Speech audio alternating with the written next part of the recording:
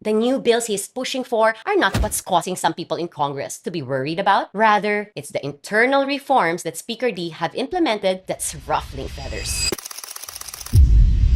Boji D made changes to reshuffle committee chairmanships. Yeda Romualdez controls the Committee on Accounts but has now been replaced by Maricar Zamora. The rumor going around is that the admin is saying anyone but Yeda Romualdez as chairperson for the Committee on Accounts. Itong committee kasi na ito ay mahalaga dahil ito ang may hawak ng pera sa loob ng Kongreso. Bakit natin sinabing unprogrammed appropriations ang dahilan na Congress is the most profitable business idea kung pwede namang mag-insert din ang Kongreso sa regular programs? Ang regular program budget kasi will go under the different departments. Ang mga ito, yung sumasailalim sa hearings. Line by line, ang pag-check, pagtatanong, and debate pag nasa regular programs. Habang ang UA insertions often happen in the small committee or bicameral negotiations. Closed door, no debates. D also changed the chairperson of the Committee on Appropriation. Congressman Toby Tiangco early this year had a standoff with Appropriations Chair Mika Swansing because he was asking for the small committee to release the report of the fiscal year 2025 budget. So I would like to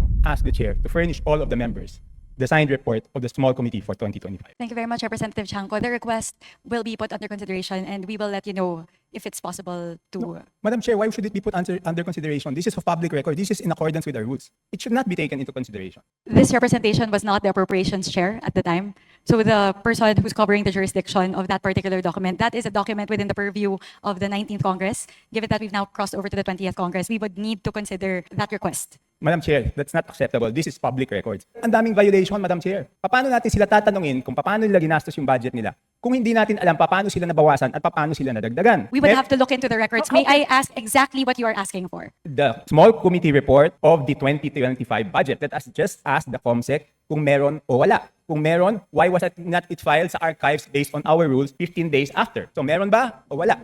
Simple. At walang mailabas na report. No separate report or document needed na daw. Historically, inside these small committees and last-minute BICAM negotiations, dito nabubuo ang midnight insertions, pork reallocations, reinsertion of deleted items, vague flood control projects. Boji D did not only reshuffle committee chairmanships, he is removing itong small committees. Paano makakapag-insert ng walang pumupuna at automatic approval kung walang small committee? Paano kikita kung walang unprogrammed appropriations? Pag nawala ang insertions, pag nagkaroon ng random checks, pag kailangang streamed and well-documented ang mga transaction, malaking problema sa may mga malalaking ginastos sa kampanya. When they introduced changes that made the old schemes inside Congress difficult, the backlash was swift. They want D out. Not because D is incompetent, not because he has committed wrongdoing, but because he's making certain kinds of congressmen uncomfortable.